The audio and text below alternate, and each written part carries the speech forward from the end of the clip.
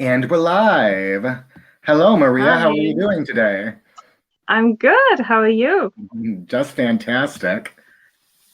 All right, so today we are talking about shadow work. What it is, it's execution, right?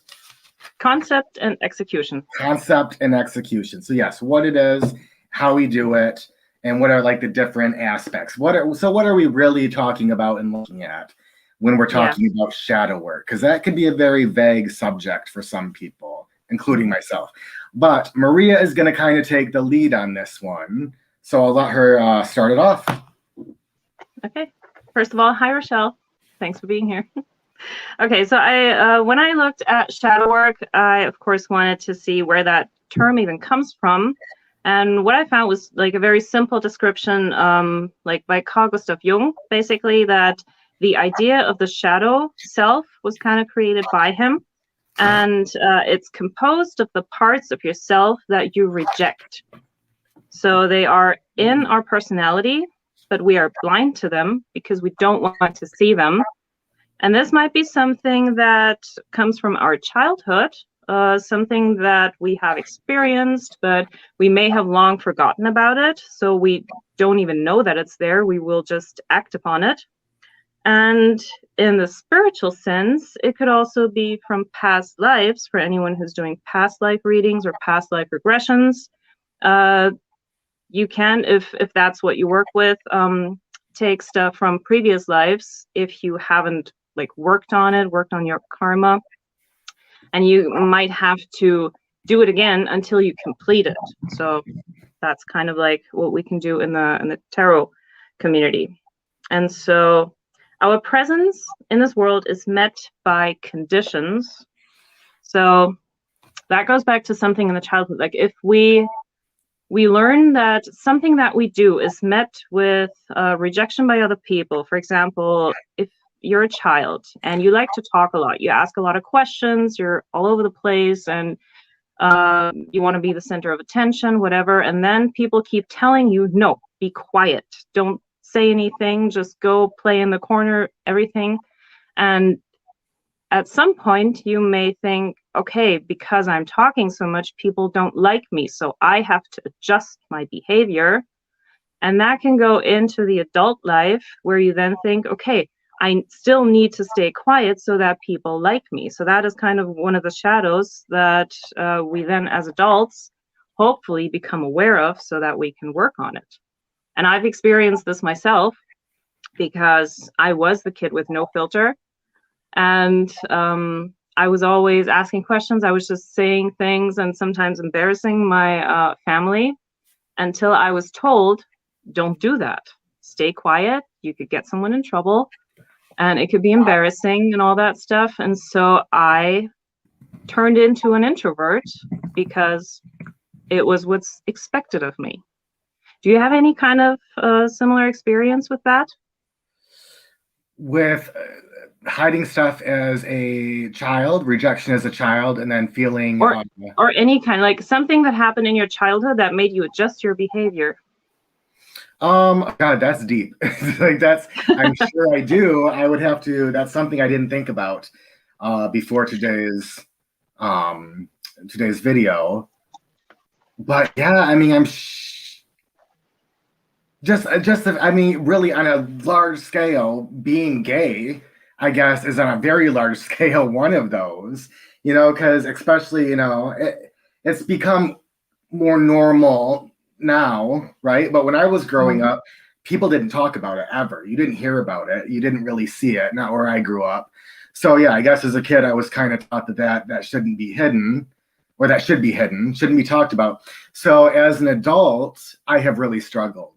I don't talk about it a lot, but I struggle with sometimes hating myself for all my gay mannerisms.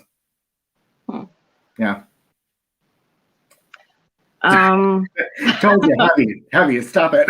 yeah. Well, sexuality in general is a topic that kind of goes into the whole shadow work thing, because whether it's who you like or like what kind of things you like in your sexual life, and being told by society something that you might like might be considered like either sinful or dirty or whatever. I mean, that might also get you to think, oh, okay, what I'm doing is wrong. I need to adjust according to what other people expect.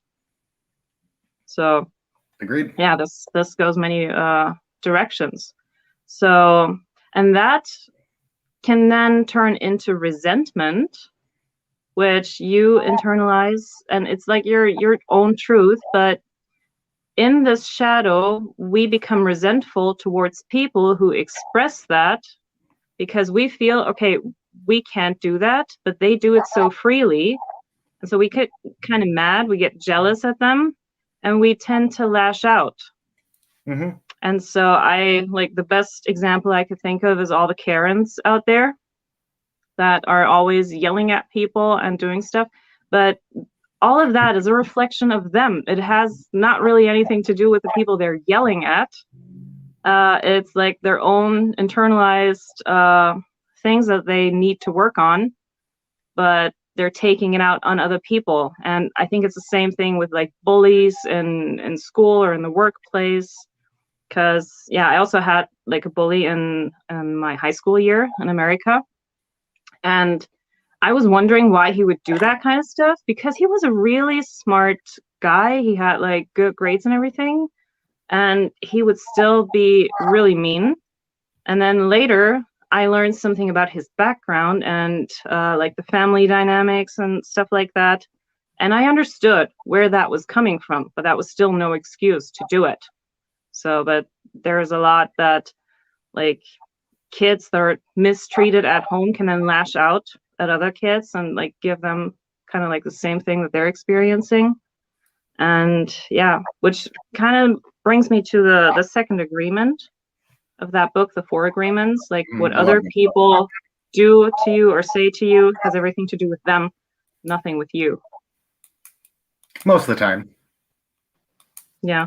Yeah, most of the time. Yeah. Yeah, I always say that, like, I've learned that too, and I've talked about it a lot in the past. Is like the things that we usually hate in others or find fault with in others are really things that we haven't accepted about ourselves. Which is, I will say, 8 times out of 10 the truth.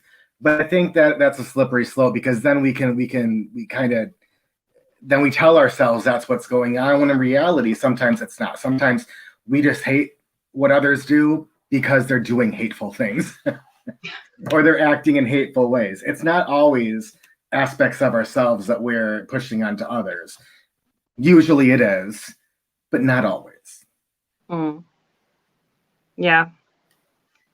And then sometimes when people get so caught up in it, like something that I also learned watching like other psychologists and stuff on YouTube, one thing that I heard is that people can actually get addicted to certain feelings, to certain emotions. So if you're like angry all the time, you can get addicted to that feeling of being angry because you get a certain response from people, or you can even get addicted to like being in love. And that's why you go from one person to the next, always looking for that one perfect love story and never being satisfied, or all of that. Like you can be addicted to so many emotions, and then you just keep looking for that over and over again. And then the question that you have to ask yourself is why? And how would you classify that as being part? Okay, so I'll use me as an example, and I'm pretty open about this stuff. But from the ages of 17 to 27, I used men like I would use a drug. It was guy after guy after guy after. I always needed, if I wasn't in a relationship, I needed some kind of romantic intrigue going on. I needed to be flirting. I needed to be talking to somebody. And like I know now, and I might have even known it then, but I am more awake now, and I see that at my childhood, we're not going to get into it, but I was constantly given up on by people. My mom, my dad, my grandma, foster care, blah, blah, blah, blah. So then I go into adulthood just wanting so badly to feel loved that I am addicted. Every time I do feel that feeling, it's a high. It's a, oh my God, I finally got it. This feels so great. And it's a constant need. And for 10 years, that was my need. That was a while ago. And I've now been single for like 2 years, and for the most part, enjoy it. So, I can look back and know that's what happened. But then how is that? What part of all of me in that 10 years was shadow? What's the shadow there? Well, the shadow is probably the fear of being alone, unwanted, unloved, because if you are rejected or just pushed to the side by the people that you think would give you the love, like family, for example, and they don't do it. So if your family doesn't love you, who else is going to love you? And so you cling to the love that you find as much as you can until it's gone, and then you'll look for it the next time. It's interesting because I've never thought of your shadow self, my shadow self, as like an entity that has different feelings. I've thought about the shadow as more of projections, how I'm acting. Like those are parts of my shadow self. But what you're saying is that a lot of times your shadow is ways that I'm like inwardly feeling as well. And I've never once thought about it like that. Well, acting would be the second step. Feeling it is the first one, and you act because of your feelings. So it is. Like your shadow is acting out. Yeah. Yeah, it could be helpful to look at your shadow self as an actual separate entity almost that has its own feelings, emotions, thoughts, thought processes. And then the way that it acts out based on all of that stuff is like kind of like how your shadow self portrays how it acts in the real world. Like having ego or conscious, subconscious, all these different levels, and that's just one of them. And it's usually the one that we hide because facing it is either painful or we may not like what we see. Like, I think shadow work for me is like when I do it, I want to be friends with a person that I see in the mirror. I want to like myself. And if I don't, then there's something that I need to work on. And the first question that I ask myself is why? Where does that come from? Why do I feel this way? Why is this thing so important to me? Why is that situation triggering me? Or like, like I've had colleagues at work, for example, that I always seem to have this one person, whether it was in college or in school or something, there's always one person that triggers me because they get to do whatever they want, and they will never get like a slap on the wrist or anything for doing like the bare minimum amount of work, always putting themselves on other people's desks, and they still get praise from the boss, from the teacher, anything. And this made me really mad. And so that's something that I have to look at, like, why am I so mad about this? Is it because I'm jealous because they get to do something that I can't because I have to work for that? And you hate to admit it, but yeah, it's true. Because that's what it is. I mean, who wouldn't want to just have it easy, just go through it, and then still get praise. Yeah. So where do you draw? Okay, so let's bring inner child into this equation, because a lot of people are all about the inner child, what are other names for it? The little me.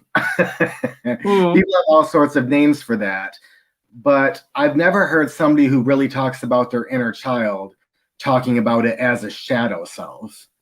But a lot of what we're talking about, like shame, right? And it stems from childhood. It stems from the hurt child, the inner child. So do you consider that inner child a part of your shadow self? Yes.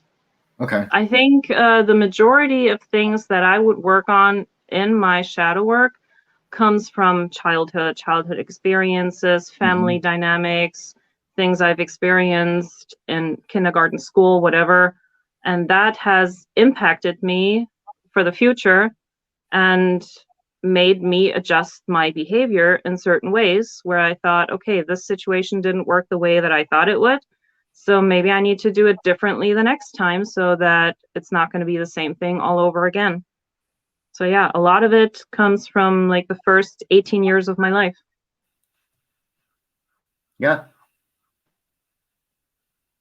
And I think we're constantly on, the wheel of fortune. A wheel, it's just spinning. And like I can, for those 10 years, I was reacting to my conditioning as a child. Now, for this past 10 years of my life, I've kind of been, reacting to my conditioning during those 10 years of using men and using, alcohol and all this. And, the next 10 years of my life, I will be reacting to and learning and growing from these 10 years. And then even on a smaller scale, year to year to year. Because it keeps building. Yeah. We have different shadow selves all the time. Yeah. We add a few along the way. Yeah, they just keep getting bigger. Yeah. And every once in a while, there's a new one. You think you're healing it, but no. I don't think we will. No, we will never be done with shadow work. There's always something that we need to work on. I have yet to meet a person that is completely shadow free. I don't think that person even exists. Not even like the Dalai Lama or something. I think they also have stuff they work on. Yeah. Oh yeah, for sure. There's no truly 100% healed, enlightened human being that I know of. Yeah. That'd be great. So, okay, the next question that I wrote down for me is like how to do shadow work. And what I wrote down, it's about bringing the unconscious mind to our conscious. So really like bringing awareness to maintain psychological health, or what we also have as like self-care, mental health, like all of that. Because if we don't address certain things, they can actually make us physically sick and mentally sick. So what? I'm not laughing at you. I'm laughing at Rochelle because I refer to myself as woke. Like 5 minutes ago, I didn't say I was woke. I said more woke. I think that's a bit more acceptable, right, Rochelle, than totally woke. Just a little bit more woke. Anyway, I didn't mean to. So for the German in the room, is woke and enlightened kind of in the same ballpark, like language-wise? Yeah, you're not probably really, is woke an American thing? Woke, for me, I always hear in political debates. No. It's totally different. Over here in America, being woke means, being enlightened, eyes wide open, Okay. You're living in reality. Okay. Yeah. So what else do I have here? So a way to do shadow work can be with the Socratic approach of asking questions and exploring what the answers might be. And the trick is to ask objective questions that get you to think critically and re-examine old stories and beliefs that we hold about ourselves. Then the question is, how objective can we be about ourselves? And like this is the part where being honest with yourself comes in. And I think real shadow work only works if you're brutally honest with yourself. Otherwise, what's the point? Do you think that shadow work has to be done by you? Do you think that somebody else could do a reading and help you with your shadow work? I think both would work. I can do it for myself and I can get readings from others, because I think that's like the same thing as going to therapy and talking to an outside person who's not friends with me or a member of my family, but they will ask questions or talk to me and listen to me, put things in perspective. But I can also do that because I know my experiences better than an outside person, like a therapist, because they haven't been there while I was experiencing it. So I think both. Yeah, and it's really easy to get caught up. For me, it's really easy to get caught up in the process of figuring out what needs to be healed. Like we could spend hours on that one topic. Like, how do we figure that out? How can we? How can tarot help? And how can my therapist help, and all this. Mhm. But the bigger issue is what we do to really heal that. It's not, yeah, it's work figuring it out, but figuring it out is a lot easier than healing it. And I feel like that's the more beneficial discussion. And Mm. I didn't think about having that discussion today at all. So I don't know that I'm ready for it. But that's Yeah. really the meat of the issue. And, is how do we heal? Yeah. But But that, let's just stick I with the don't, cards for a minute. I get ahead of myself. I digress. but yeah, like Rochelle said, it's a process. So it's not something that happens overnight. It's not something that happens with one reading. It may take weeks, months, years, depending on what it is. Hmm. Yeah, and this is something I was going to bring up too. So good call. We peel back different layers, and we can re-traumatize ourselves if we feel we may have to rush, or if we feel we Yeah. have to rush. And yeah, that can be detrimental to some people. I go to meetings. Okay, so I go to a 12-step program. I have for the better part of 9 years. I disappeared, we know, for a couple of years, but they have a fourth step, which is all about writing down every like character defect, anything bad you've done, and not even everything bad. It can be good too, but you examine every aspect of your life. You write it down, everything, and then you read it aloud to another person. And just like they say there, it needs to be said here. You got to be careful and know that you're ready, because it's admirable to want to do this stuff, but if you're not ready, it's probably not going to end well. And I've done that to myself. I've been like full on, I want to heal, I want to get this figured out, I'm ready to, and then I dive in and I'm like, ouch, like, no, I'm not ready for that. Like this, it could, So how do we know when we're ready to tackle? How do we know when we're ready to do it? I think something that we should always keep in mind is to be gentle with ourselves, and to we most of like better than anyone have to love ourselves. And that's also like one shadow that I have seen. Like I've had friends that were always asking me like, oh, why can't I just find a relationship? I just want to be in a relationship so bad. Why doesn't anyone love me? And when I ask that person, well, do you love yourself? The answer in most cases is no. So how can you expect someone else to love? And I think it really starts with self-love. So if I criticize myself, I have to remember this is not to bash myself, it's to help me. So I need to have patience with myself as well. Mm-hmm. Okay, so are we saying that shit will bubble to the surface? That is, that's when we know we have to deal with it. And yeah, that's kind of what I learned too. You see character defects. I really hate that word. I don't know why I still use it. It's ingrained, but you see these coming to the surface, like you're saying, in your everyday life, and that's when you know for sure that needs to be handled. But I think it can also be great to find things about yourself that you can heal before before they're bubbling. They're just bubbling underneath a little bit. I feel like when they're closer to the surface is probably a good time. But if you can catch them before they start popping their bubbles, even better, because then you're not hurting people in your process, which I've done a lot of. I have done a lot of hurting people trying to figure out what the hell is wrong with me. I try not to anymore, but that's been a big part of my learning experience, is how our shadow selves can really hurt people. And often we're very, very selfish about it. We don't think about that. We're thinking about ourselves and how we're going to heal ourselves and what we need to do to figure it out. But at the same time, running over other people in the process. And that's a good indication you're not ready. Yeah. Well, in that case, I think it's good to have someone in your corner, like a best friend, maybe, that can put things in perspective and kind of keep you level-headed, and maybe even show you some compassion when you can't do that for yourself.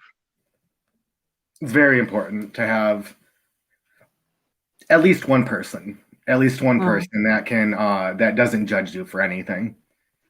I'm very Yeah. lucky to have one of those people. I'm very, very lucky. I can, my aunt, I can tell her absolutely anything, deepest, darkest, most messed up shit, and she won't even bat an eye. She won't. She just believes in the good of people, in the good, 100%. She'd be like, yeah, yeah, okay. And it just blows my mind every time. But I think, you know, we all need that, and if you have that, you're very fortunate. Because for a long time, I didn't have that.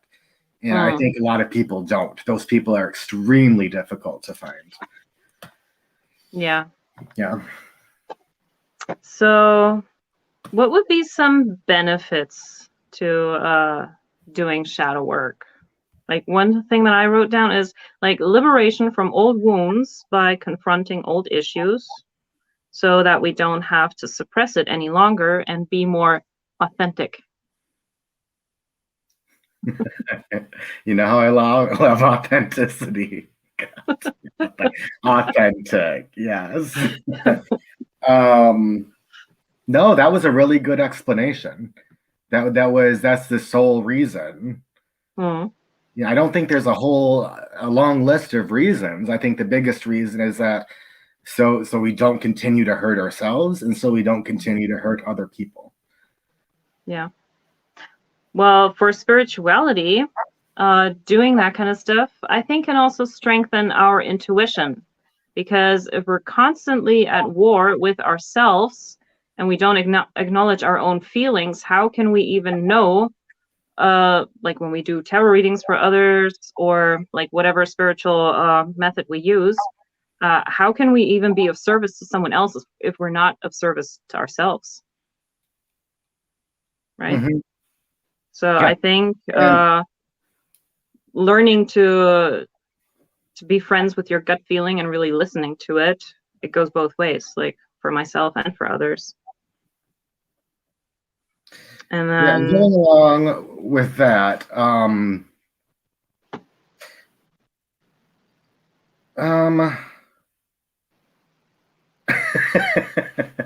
mind farts.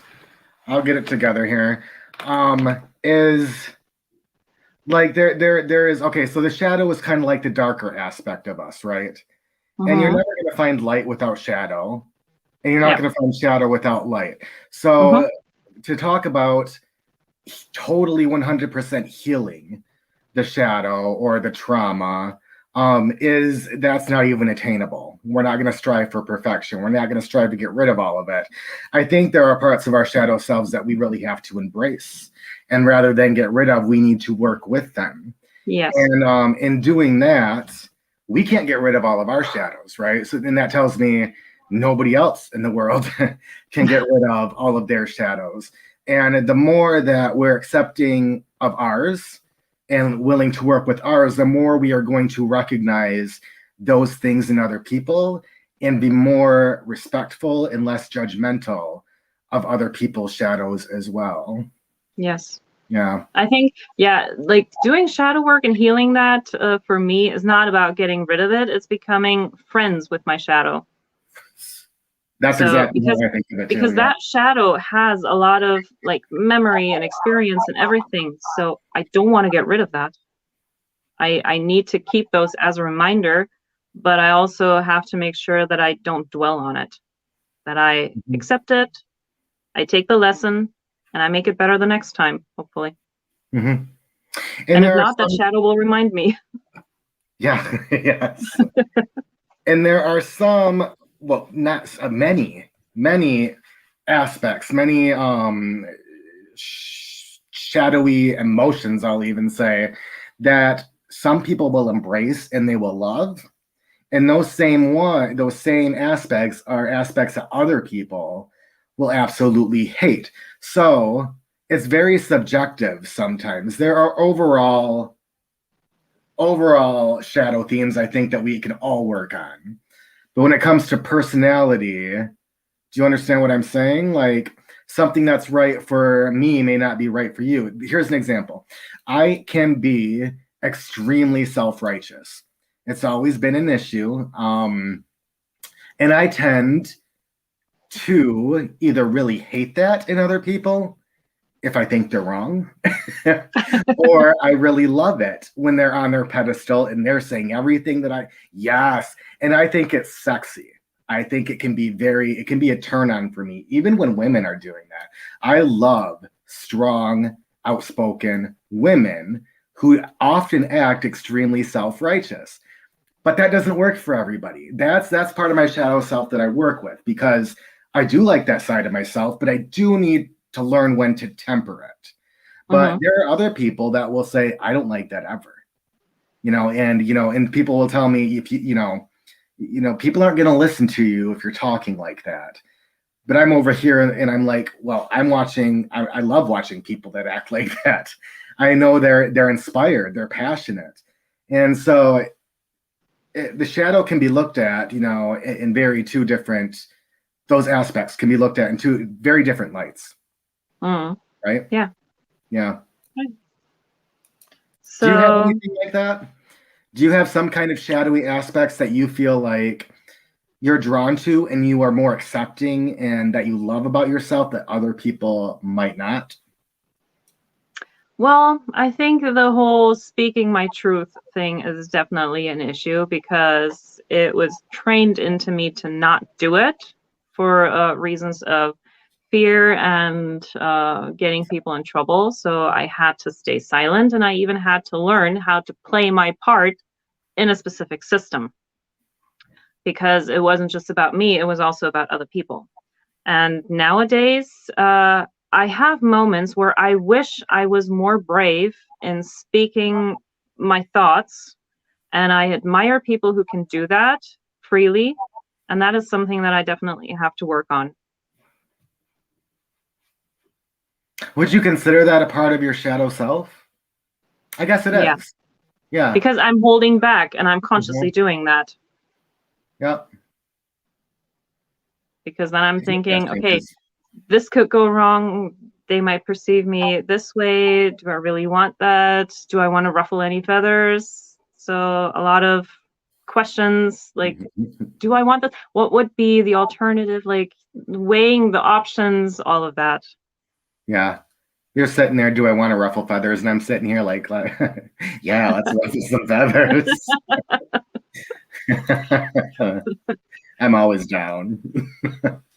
But it gets me into a lot of trouble. And then acting out on that, especially if I'm not in a good place and I'm not ready to be handling the consequences of ruffling feathers, it can backfire and it can leave me in a very depressed, anxious state that is no good for me. So I think it can be great to ruffle feathers sometimes, but it really has to be for the right reasons. And you have to be super comfortable with what you're talking about and super comfortable with the reactions that you're going to get. Otherwise, you put yourself into a place where you can't handle the backfire. And I've done that a lot. Yeah. And the other side of the medallion is, for me, thinking later, like, oh, I wish I would have said something. Why didn't I? I rarely ever have that problem. Why didn't I shut my mouth? Yeah. Let's read some stuff here just to see if we've.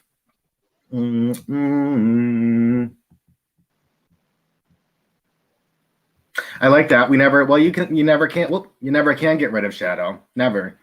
Shadow is human. We are. I mean, we have to. We are always going to be somewhat dark. Yeah. And I think getting rid of it is not even the goal. It's not the goal. No. I think it's the opposite for me. My mother raised my sister and I to always speak our truths. And when I see others afraid to, it triggers me a bit because I want them to feel empowered as well. I feel the same. I do. I don't know. Yeah, I guess I can be somewhat triggered. If I see somebody really getting stepped on, just like they're this carpet and just people are just like bam, bam, bam, bam, and they're doing nothing at all to help themselves, I end up being more frustrated and angry than I am empathetic. Just like, boy, get off the ground, say something, help yourself. Nobody else can help you, And you have to always remember that everybody is not as comfortable but everybody's not as comfortable for others. And yeah, you're right. You're right. Like I totally see where Maria lives in this almost much safer arena. And I admire that about you. You have that, you never really have to worry too much that what you're saying is going to get you in trouble or there are going to be ramifications because you really think things through. You think before you speak. And I'm always in this realm of what kind of trouble am I going to get into today? So, the downside for me is that people have a tendency of saying that they don't really know me. Mm-hmm. And this is so funny because my old sponsor used to say, Shane, you tell people too much. You're over here telling this person that and this person that, and some things you just need to keep to yourself. Yeah. Yeah. Okay. So yeah, it's a lot of it is, and I think that even with shadow work, our whole life is balance. We have to balance things, and I'm really bad at that. I'm very black or white. I'm very much give the whole bag of Skittles. I don't want 3, and you're on one end of that spectrum, and I'm on the opposite other. And each of us could use, and that's I think what shadow work is, right? Kind of learning how to balance that, which is the same as working with shadow. Working with it as opposed to against it.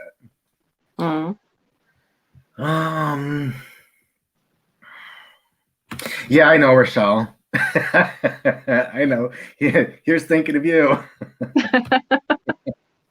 This current environment of everyone watching every little thing that people say and then making examples of that no longer feels like a free or safe place.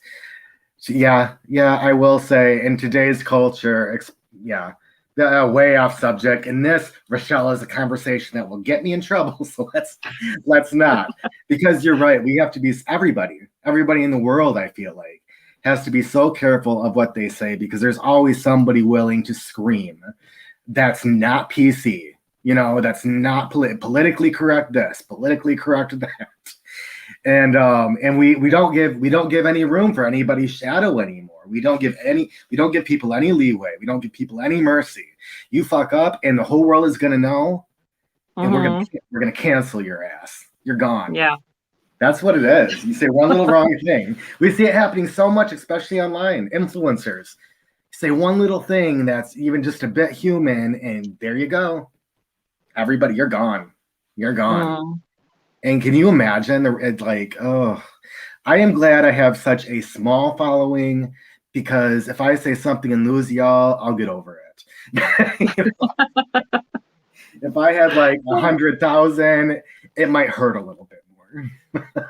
Yeah, I think once you get to a certain number, you get more cautious, and then okay, I have to appease the people. I have to say what they might want to hear and not what I want to say. Again, we're getting into dangerous ground. Remember what we talked to before? Yeah. So okay, we're getting okay. Let's bring it back to tarot. Yeah. This is gonna bring out lots of shadow, and that's not good right now. So, how would you use tarot for shadow work? What would you do with it? What do I do with shadow work? Or what would you like to do? How can the cards tell you anything? Or what kind of decks would you use? Even that. Can you use any deck? I'm going to be very honest and a little bit vulnerable right now and say that I've even done videos in the past about my shadow self, okay?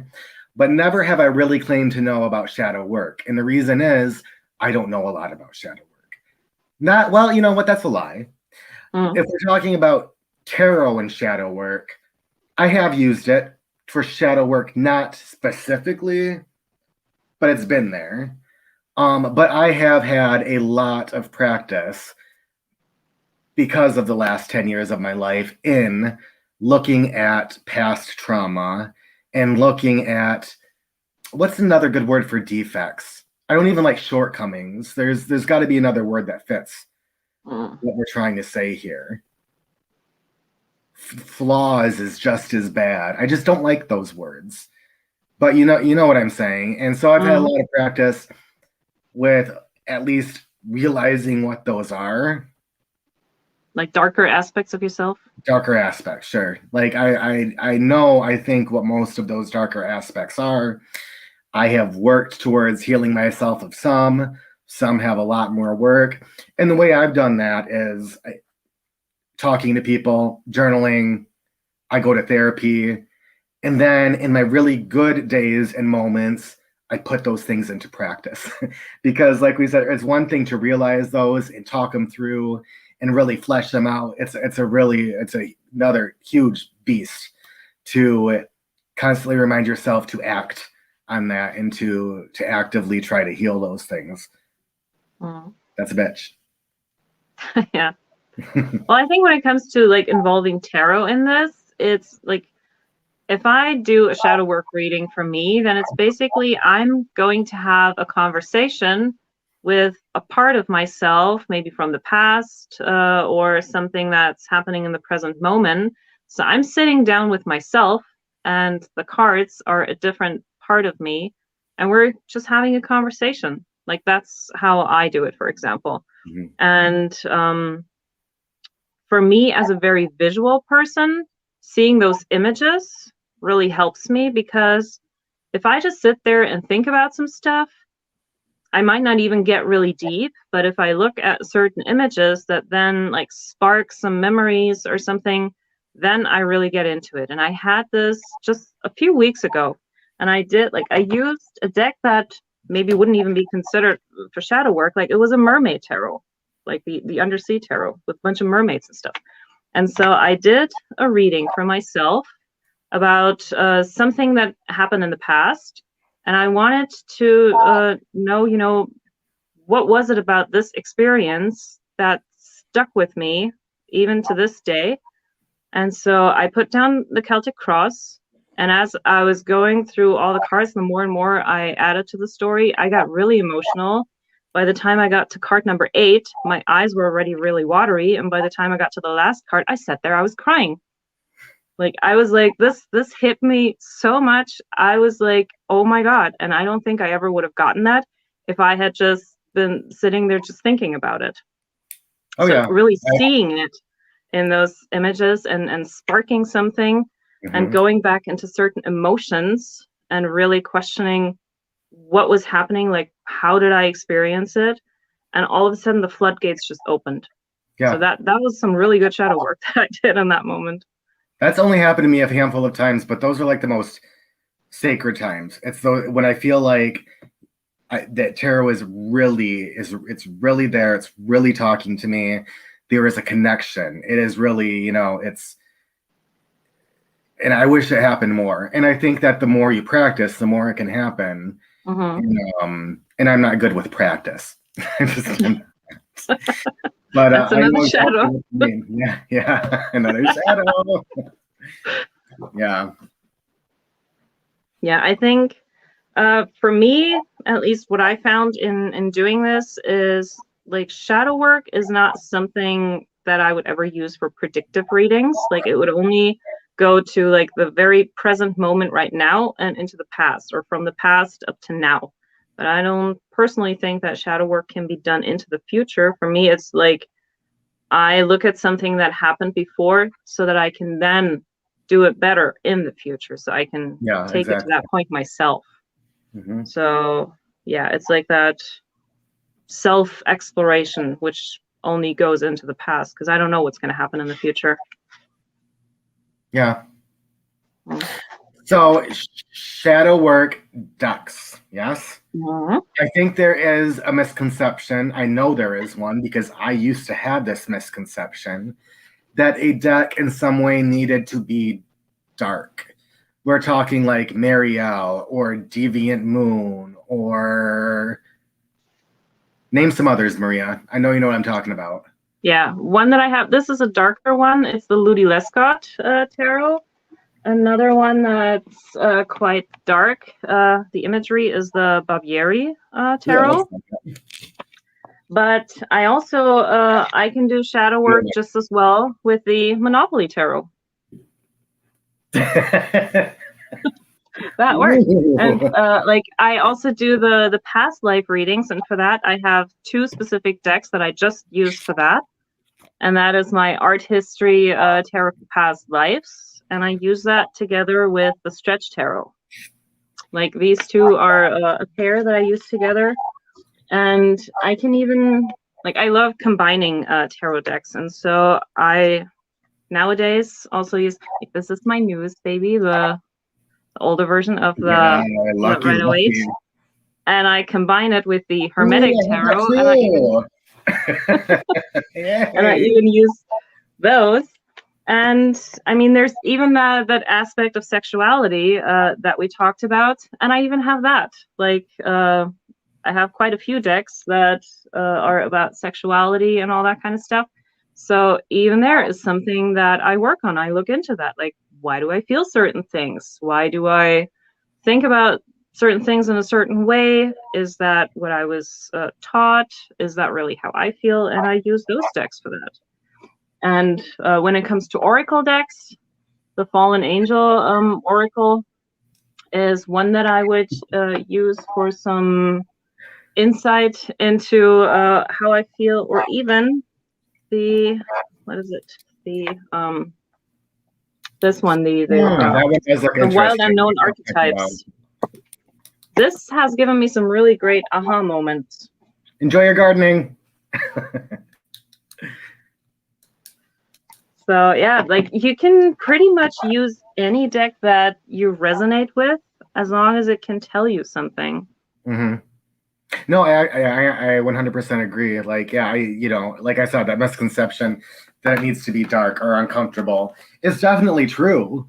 I think that those decks, like when I would use the Marielle, it would bring out very uncomfortable feelings, and a lot of those feelings were uncomfortable because they were true. And in that way, it definitely helps with shadow work. But the other half is I need to find decks that really speak to me,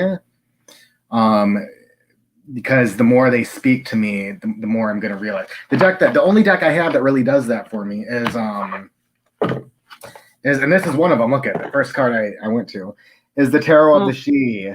Like, and this is I wouldn't call this a super light deck or bright deck. There is some darkness in here. But it's the perfect, it's like in the middle ground as far as the artwork, as far as the coloring. It works for me in every single way. And I don't use them often because I'm scared to, because they're always so honest. And they call me out, and they're one of the very few decks I've ever had that I just know can see me. Like, it's almost unsettling. And so I don't bring them out a lot, but that is what they do. And some of the images make me just a tad, not super uncomfortable, but a tad. Just like a little bit like, oh, but then I'm like, why? Yeah. How do I feel that way? And it makes me explore, like, what do I not like about this card that I need to accept about myself, even, so that I can learn to at least respect this card. And that's basically shadow work. Yeah. Yeah. There you go. That's it. Yeah. So what are people saying? Yes, we can put astrology into that as well. Like, if you know how to read your chart, and if you really look into that, you might find some aspects in there as well that might make things a little more clear, and you may think, that's why. So maybe even the way that the planets are in certain houses can give you a little bit of information about yourself. And I'm just learning astrology, and 100% agree. There is, I think that just adds a whole another level to tarot and to yourself. Another deck, and I meant to bring it up, and I can't believe I almost forgot, is this guy. I'm going to have to talk about it for just a second. I've been into tarot for going on like 10 years now. And I was ignoring that. I ignored this deck. I think I bought it once in my consumerism phase where I was just buying everything. I looked at it really quick and I was like, ew. And and then I sold it. Gone. And for some reason, just a month ago, I was like, it was calling to me for some reason. And besides the Terror of the She, I just know that this is going to be a big shadow work deck for me. The reason is that Crowley, which is that's heated for some people, if you know anything about him. I encourage you to dig a little bit deeper. He's not as bad or probably as good as you think he is or was. But he was very much, in my opinion, he's a realist. And he didn't shy away from the darker side of human beings, like I feel something like the Rider-Waite does. Like the majority of cards, meaning majority, like how many, we need to tally that. I wonder if there's a tally somewhere. Like how many of the RWS cards in upright position are good and how many are negative? Because there's not, there's only a handful of negative cards. There's not that many in the Rider-Waite when all said and done. The Thoth, however, there is not half, but there are quite a few more cards that are a little bit more shadowy, are a little bit more realistic to me, that really call out human nature in a way that the Rider-Waite almost sugarcoats it a little bit more. So the deck is just hitting me hard, and for the exact reason that it's hitting all those areas, those darker, shadowy areas that the other decks just never have seemed to hit. Yeah. Yeah, I think like he was onto some good stuff with his work, but I think it may have been the way in which he did it that turns people off. What do you mean? Like Crowley and his like what he did and why people perceive him to be such a bad guy in some cases.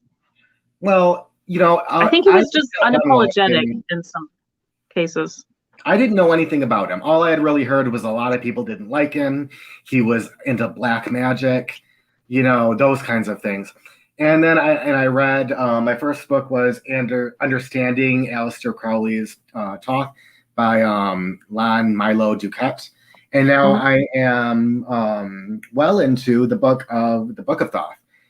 And after I've been reading this, I got bored a few days ago and watched like an hour-long little documentary on Crowley, and it didn't mention tarot once. It went from the beginning to the end. This tarot was 5 years of his life, but it was towards the end of his life when he had settled down, I think, and they didn't mention it once.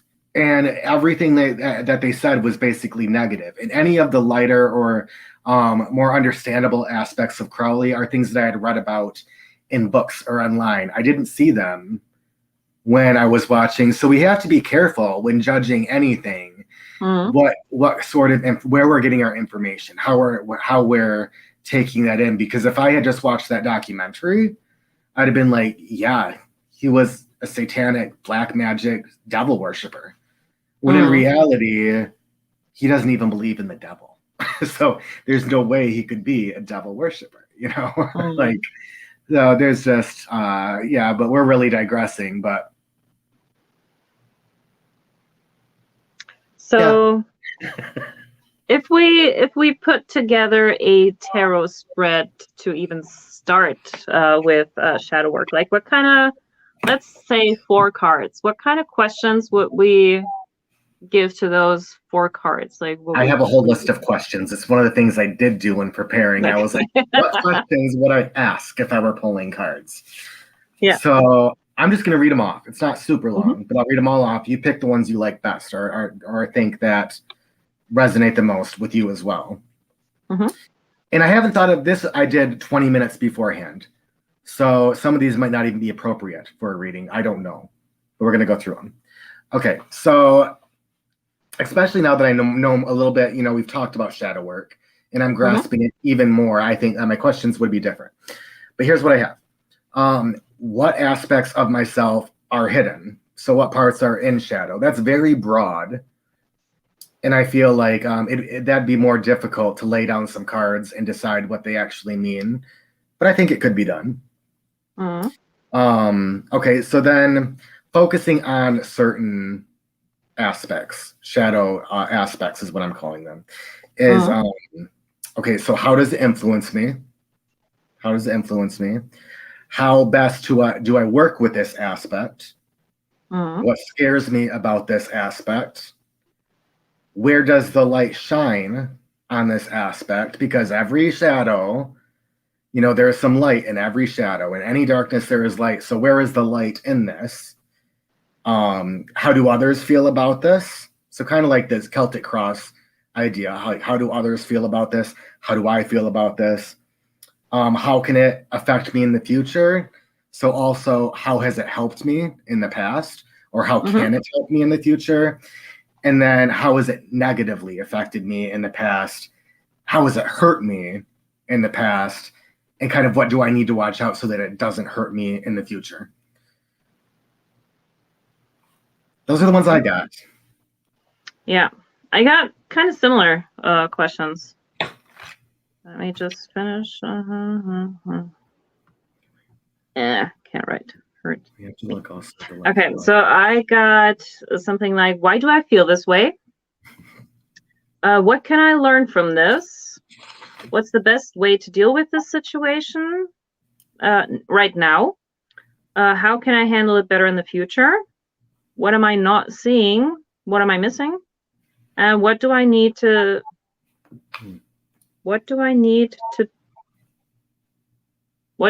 do to turn this around? I forgot a word. Okay. Yeah.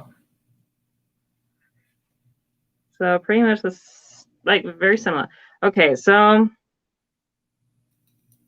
maybe the first question could be like, why do I feel this way? To even go into the situation. No?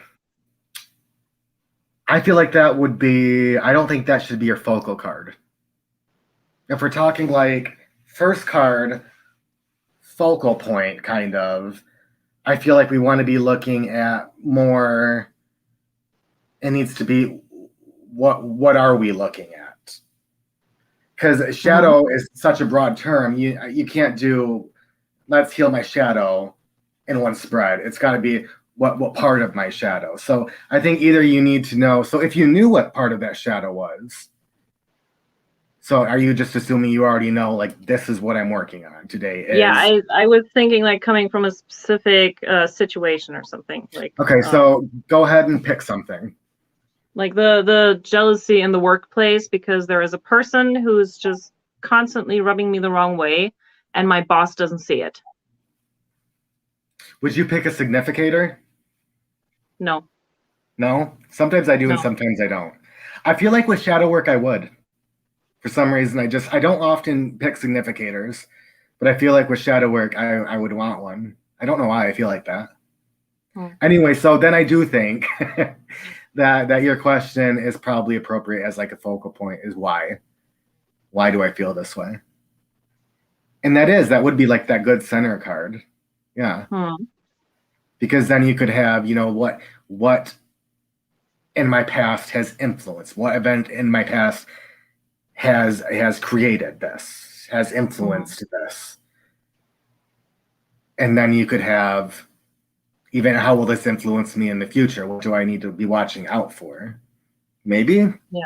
What do you think? Yeah, I agree. Okay. So where do we go from the why?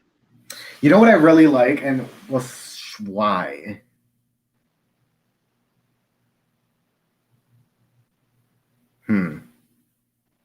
So you ask why, okay, so why do I feel jealous? And you pick, do you want to pick a card for that or no? Yeah. Pick a card for you? Let me get my mermaid. Hi, Rochelle. So, I mean, I think in my life, if I look back, I've had like 5 people that really rubbed me the wrong way at different stages in my life. And yeah, I think I'm now finally in that position where I'm starting to get over it. Because I notice that it comes from jealousy. So why do I feel? Write out this spread, so maybe we'll actually create a decent shadow work spread. Because I don't know any. I've never looked any up. Why is the first card? So I got the, what is it? 3 of Cups. Okay. Yeah. I think for me, what I see in this is the like the equality aspect. Like everyone on the same level should be treated the same way and should act the same way. And in my shadow, I see when someone is acting out or acting differently, then that equality thing gets kind of lost for me. Nice. And I feel like left behind, left out, or whatever. And I want to be a part of that. And if they rise up, then I want to do that too. So I want this like very like, okay, in a hierarchy at work, there would be my boss, there would be maybe his assistant, secretary, whatever, and then like the rest of us workers at the same level, unless someone has a specific job title. But if a person who is at the same level as I am is then not on the same level, that rubs me the wrong way. Okay. So, I yeah. like that. So then where do you go from there? I really like the light dark aspect. So like what if you did like a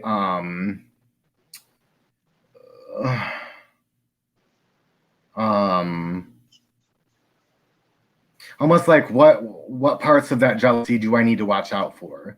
What do I need to get rid of? What do I need to and then the light being what parts of jealousy can I embrace? As in, you know, the lighter aspect, no? As in, like, how does this jealousy keep me from progressing? Or how does this issue keep me from moving forward? Yeah. Or even like, what do I need to I like that. Or like, what do I need to let go of? What parts of this do I need to let go of? And then what can I keep? Okay. So let's what works for me, that. what works against me. So second card, what part do I need to let go?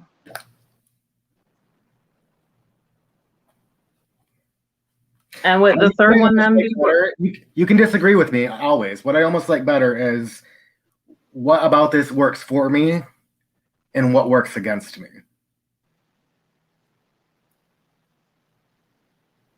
Personally, I like that. This is your reading right now. Do whatever you're comfortable with, whatever is calling to you. Say your question again. What about jealousy works for me? Because there's going to be a part. There are good aspects to jealousy. There are times when it's appropriate to feel jealous, I believe. So what works for me in this area, and then what works against me? So what part of that is helpful would be the question. So what part of that is helpful? Well, that's and then the next one would be what part of that is hindering me? Mm-hmm. Or what parts of this are I don't know. I don't create a lot of spreads. I'm getting lost on this one. I feel like there are so many ways to say the same thing. Yeah.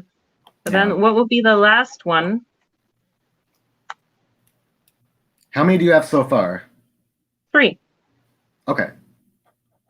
So the second one would be what of that is helpful. The third one is what's hindering me. And now what do we do with that?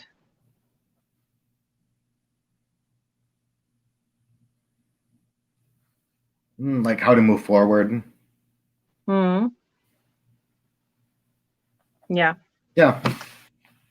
Where do I go from here?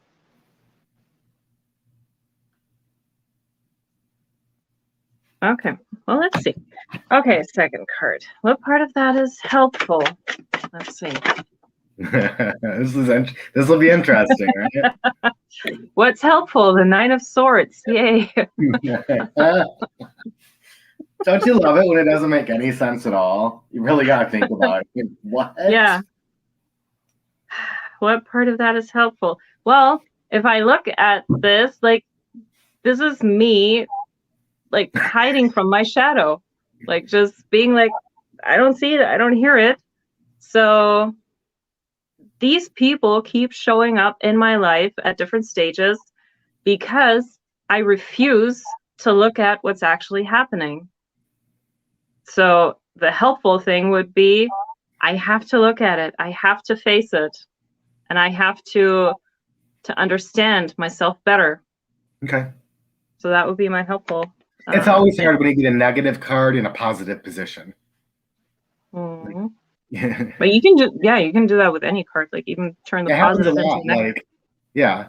How is the situation helping me? 10 of Swords. Like, it's, I didn't ask how it was hurting me. I asked how it was harm. You know, it happens a lot with me. Okay, so the next one is what's hindering me.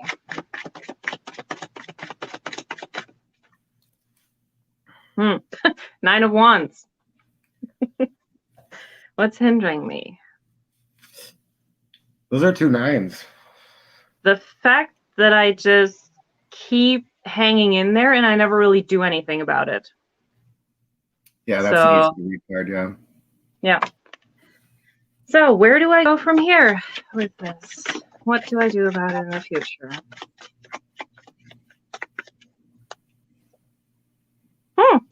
10 of Cups.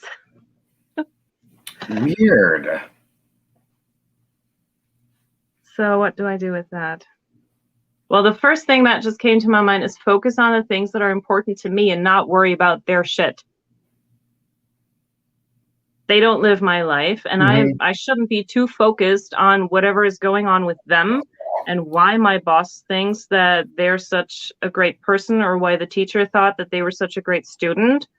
I should just worry about myself, like do my work, do my part, and get to my happy place, because that other person isn't getting me there. And just focusing on them will keep me away from my happy place. I love it. I like that spread. So in the shadow, I got the moon. Oh, yeah, you love that shadow card. Go figure. Embrace the shadow. Yeah, yeah. That was a really good reading, honestly. And like that is just I think that's a really good like jumping off point. Like you could make it as big as you wanted to. You could ask, a million questions about it. Yeah. And I'm sure like Googling, there are like a million different spreads out there that other people have already created as a good starting point. Yeah, I think I'm gonna maybe even later tonight. I'll do one and upload it to my Instagram. Here you go. Y'all get to know me a little bit better. Well, that's good. Yeah. I mean, you can go as deep as you want, or you can keep it really safe. Keep it really shallow. Just work your way up. I mean, you're not diving in the deep end right away. Just like test out the water. Just dip a toe into the water. Yes, ma'am.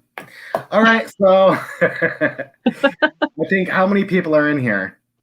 A couple? I see 3, and I think one of them might be me. Yeah, hi lurkers. No, but really, thank you for being here. I think we're gonna get off here. I hope that for those who are still in the room and for anybody watching this, that it was somewhat helpful and somewhat fun. I had a good time. Me too. So thank you, Maria. Thank you, everybody, for watching. Yeah. Thank you, everyone. Bye. Bye-bye.